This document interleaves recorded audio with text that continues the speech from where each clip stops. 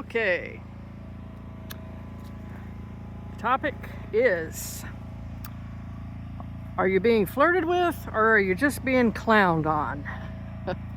And I am directing this at all my peers who may also be neurodivergent. Like, I was diagnosed at a young age with a developmental disability, so it was really tough getting some milestones. I mean, I've made other videos about this. You can go back and watch some of them, and I flesh out more details about things I struggled with in the past and all of that. But I'm just going to get right into this about flirting, and can you tell if it's flirting or if you're being what's called clowned on? And biggest thing, if you're like me and you've got Asperger's syndrome, high functioning autism, something like that, your milestones are behind your peers, and unless you've got a couple of good friends that might be neurotypical or enlightened enough to be able to steer you in the right direction and keep you from getting in some uncomfortable situations, you're probably going to struggle with this. So, first thing I learned,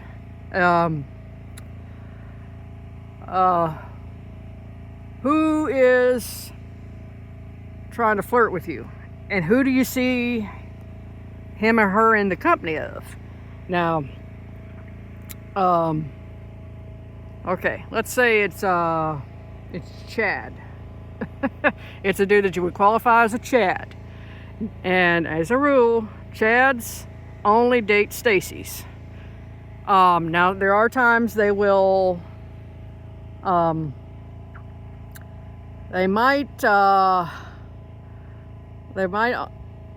Becky is like, they might take up with a Becky, but it's a very, but if Stacy is busy, then they'll. But no, they're not gonna commit to the Becky. They're gonna only commit to the Stacy. And the quandary we fall into is we're weird and eccentric, and we're considered. They'll say you're not my type. You're out of my league. But that's what you're ending up dealing with. Some guy trying to flirt with you. Is he alone? If he's not, and is he alone when it's happening? It might be flirtation. It's hard to get into the nuances of that. Okay, and I'm going to tell you another situation. If there's other people around, and the other people in the room that are around when the guy's approaching, and the girls, and these are like the popular clique, and these are Stacy's or Stacy Lights, and other Chads and Chad Lights, and you're the weird loner, you're the weird eccentric nerd, whatever. Most likely, you're either getting singled out or clowned on. And I found the best thing I could do, it was just keep on walking and ignore them.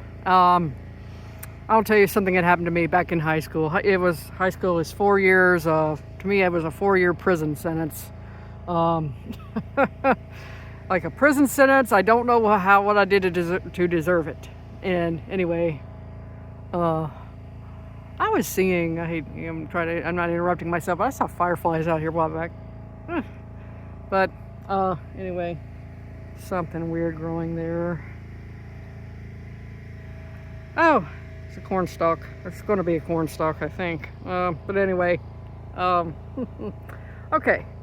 When I used to eat lunch in the cafeteria back in high school, I did not want to be like alone, but I would probably sit maybe 2 or 3 seats down from other people. So I was around people, but I wasn't like,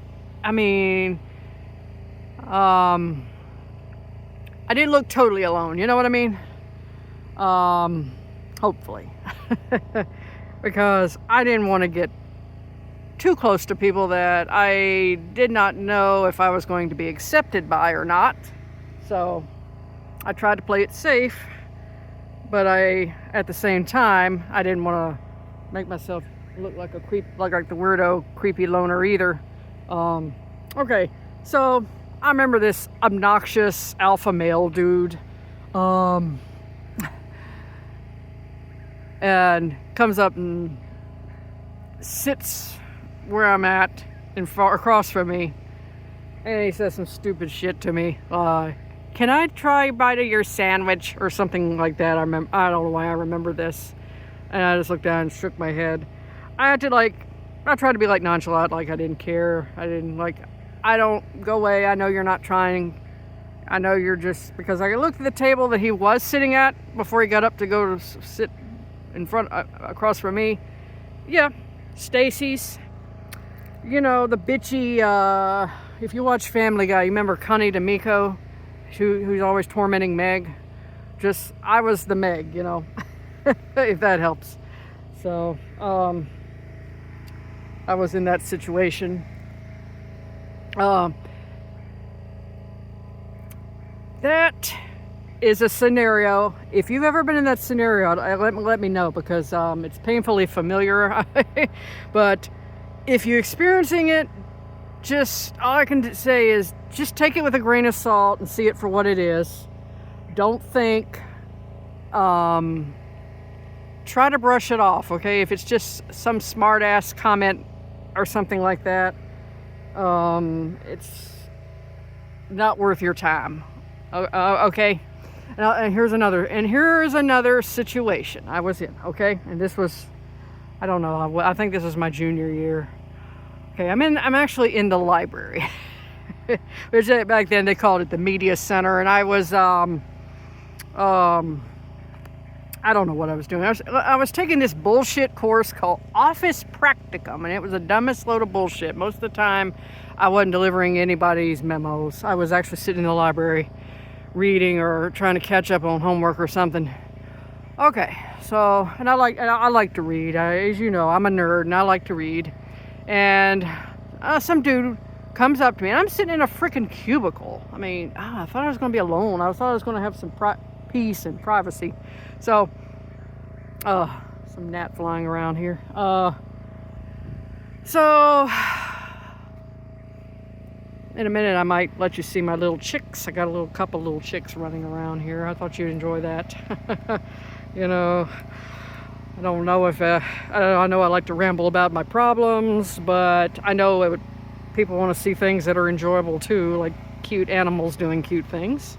But anyway, back to the story about the dude in the cubicle, how it came up to me, and I was in this cubicle reading, and I thought I had a nice peaceful moment until time came to get on the bus or whatever. And I don't know who he was. Who was this girl with him standing next to him? I don't know who she was. I don't even know who she was. I don't think she was one of these bitchy girls that I had trouble with. But this dude says, I was just thinking, will you go out with me? And I was like, what? You know, yeah, will you go out with me? And by the way, I don't even know if we were close to prom season, by the way. I didn't even worry about going to prom. I knew I wasn't going.